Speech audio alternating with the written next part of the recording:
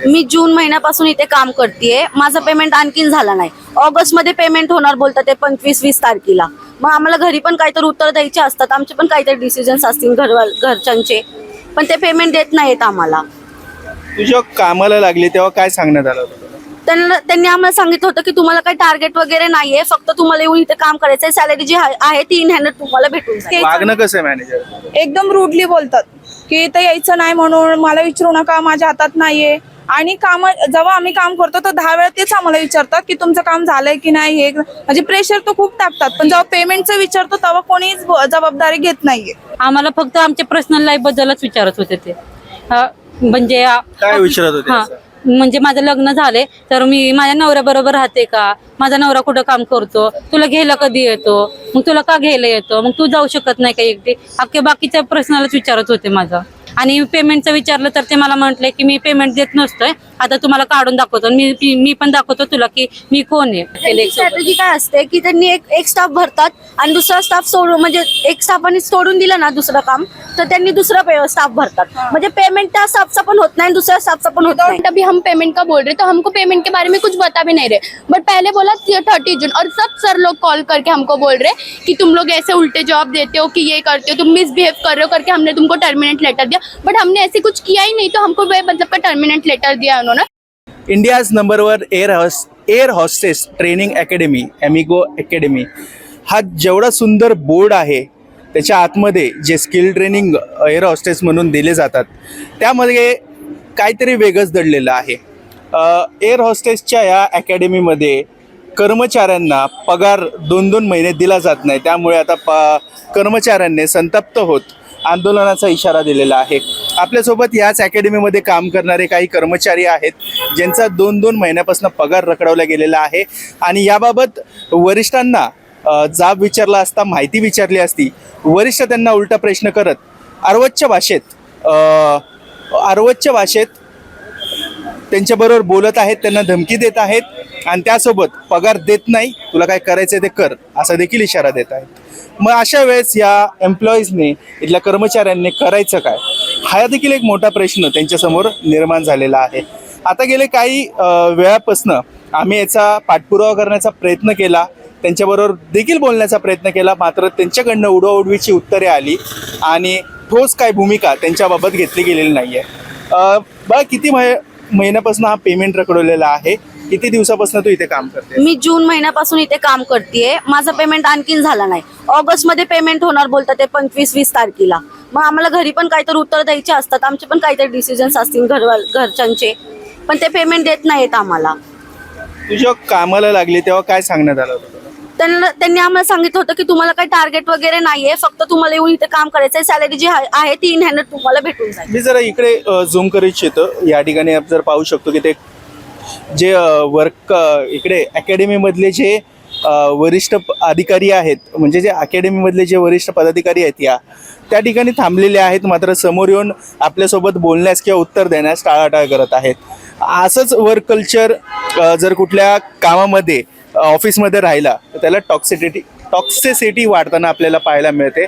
मात्र याबाबत उत्तर देत असताना किंवा समोर येत नसताना त्यामुळे काहीतरी यांच्याकडे दडलंय का, किंवा काही प्रश्नांचे उत्तर का देत नाही, असा देखील महत्त्वाचा प्रश्न या ठिकाणी निर्माण होतो. आणखीन काही कर्मचारी आहेत, असे किती तुमच्याबरोबर कर्मचारी आहेत ज्यांचा पगार झालेला नाही? ह्याच्यात हो 9-10 जण आहेत. आणि आम्हाला फक्त सांगितलं 9-10 जण आहेत का, की यापूर्वी काय होतं? अगोदर पण होते. हो, अगोदर पण जे होते त्यांचाही पेमेंट करण्यात नाही आलाय. तर आम्ही विचारायला गेलो होतो की मॅमला की भावना मॅम आमचं पेमेंट कधी, तर आम्हाला कॅम्पेन मधनं हाकलून काढलं की मला विचारू नका, मला सांगू नका. मग आम्ही बोला, भावना मॅम कोण आहेत? भावना मॅमचे मॅनेजर आहे. मॅनेजर आहे. काय वागते मॅनेजर? तर मॅडमने सांगितलं इथं आत यायचं. वागणं कसं आहे मॅनेजर?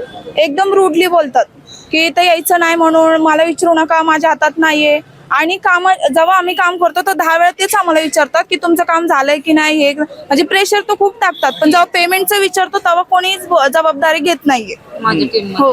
बा, तू काय सांगशील, आता हे सगळं जे घडलेलं आहे प्रकार, तो कसा घडला होता? आणि तुम्ही सगळे आता या ठिकाणी या कंपनीच्या खाली थांबलेले आहेत, का अशी परिस्थिती निर्माण झाली? ते सुरुवातीपासून ते शेवटपर्यंतचा आढावा. सर म्हणजे आम्ही म्हणजे सगळ्यात पहिलं तर मी आले इथे 16 तारखेला जॉईन झाले होते, तेव्हा कोणच नव्हतं. मी विचारलं की अगोदरचे एम्प्लॉई कुठे आहेत, तर ते बोलले की नाही अगोदरचे एम्प्लॉई त्यांचे कारण होते म्हणून सोडून गेले. त्यांनी म्हटले मग ठीक आहे बोलले. तर मला काय बोलले होते की तुझा पेमेंट 24 तारखेपर्यंत होईल. मग लास्ट मंथमध्ये पण पेमेंट झाला नाही, हा मंथ सुरू झाला तरी पेमेंट देत नाहीये. मग मी मागितलं पेमेंट तर मला रोज सांगतात ते उद्या होईल उद्या होईल, किंवा सांगतात ते की ॲडमिट आहे कोण कोण म्हणतात ते की सर्व्हर डाऊन आहे, असं काही कारण देतात ते. भावना मॅमच्या टीममध्ये होत्या, त्यांनी म्हणतात ते की माझ्या टीममधल्यांना मी सांगते. मग ठीक आहे त्यांच्या टीममध्ये होते तर त्यांना विचारत होते.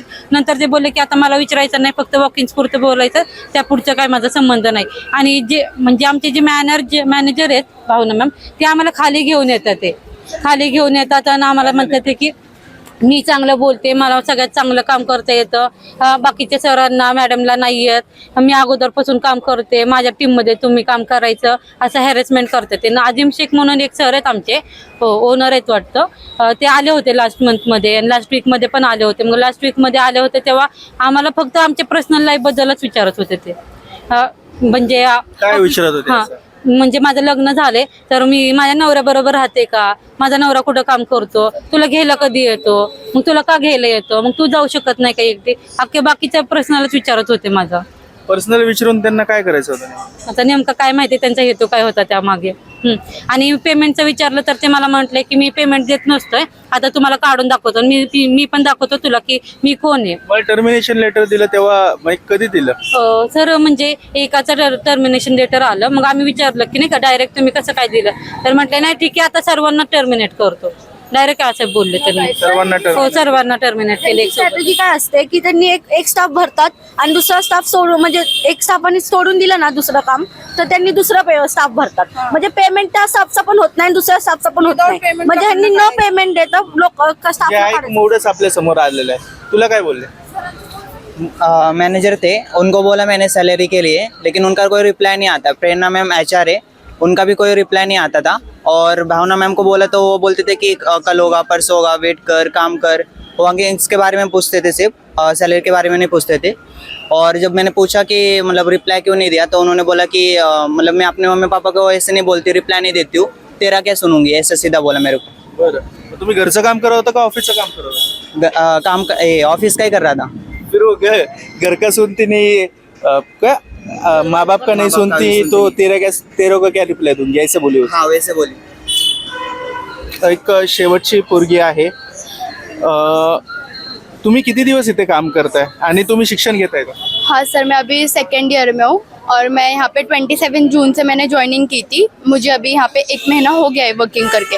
बट जब कल हमने पेमेंट की बस सबने बात की तो हमको डायरेक्टली टर्मिनेट लेटर दिया. और एक लड़की थी कि जो वर्किंग यहाँ पे आके कर रही थी, कि उसने बोला नहीं था कि मैं छोड़ने वाली हूँ करके, बट उसको भी शाम तक की टर्मिनेट लेटर दे दिया कि मतलब हम सबको निकाल के इन लोग और न्यू स्टाफ ज्वाइन करना है. बट ये लोग पहले का ही पेमेंट, अभी हम पेमेंट का बोल रहे तो हमको पेमेंट के बारे में कुछ बता भी नहीं रहे. बट पहले बोला 30 जून, और सब सर लोग कॉल करके हमको बोल रहे कि तुम लोग ऐसे उल्टे जॉब देते हो, कि ये करते हो, तुम मिसबिहेव कर रहे हो करके हमने तुमको टर्मिनेट लेटर दिया. बट हमने ऐसे कुछ किया ही नहीं, तो हमको वे मतलब का टर्मिनेट लेटर दिया उन्होंने, वो भी ठीक है. और सब सर के हमको इतने दिन से किसी के कॉल्स वगैरह नहीं आए सर, बट कल के दिन में हमको सब सर के, एचआर के, मैनेजर के सब हमारा कॉल्स ले रहे थे. और इतने हम एचआर को वगैरह कॉल कर रहे थे इतने दिन से, वो भी हमारे कॉल्स उठा नहीं रहे थे पेमेंट के लिए.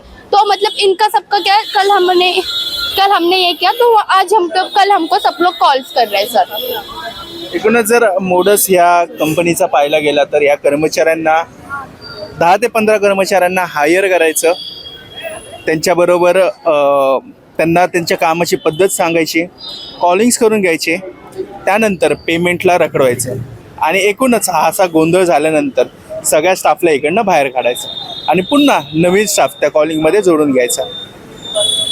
अशा प्रकारचं वर्किंग कल्चर ह्या कंपनीकडनं गेले काही वर्षांपासून असेल किंवा काही दिवसांपासून, महिन्यांपासून असेल तर फॉलो केलं जात आहे. मात्र काम झाल्यानंतर कर्मचाऱ्यांना हाकलून देणं हीच मोडस ऑपरेंटी ठेवून हे जे आपलं एमिगो अकॅडमी आहे ते काम करत आहे आणि याबाबत कोणीही खुलासा देण्यासाठी पुढे येताना आपल्याला दिसत नाही आहे. मात्र आता याच्यावर कारवाई होणार का, हे जे कर्मचारी इकडे काम करत होते ते पुढचं काय पाऊल उचलतील हे देखील पाहणं आता महत्त्वाचं असणार आहे. याच्यापर्यंत आपण खोलत जाणारच आहोत. मात्र या कर्मचाऱ्यांचं हे पेमेंट कधीपर्यंत रिलीज करतील हे देखील पाहणं तितकंच महत्त्वाचं असेल. पुण्याहून मी आदित्य पवार, महाराष्ट्र टाइम्स ऑनलाईन.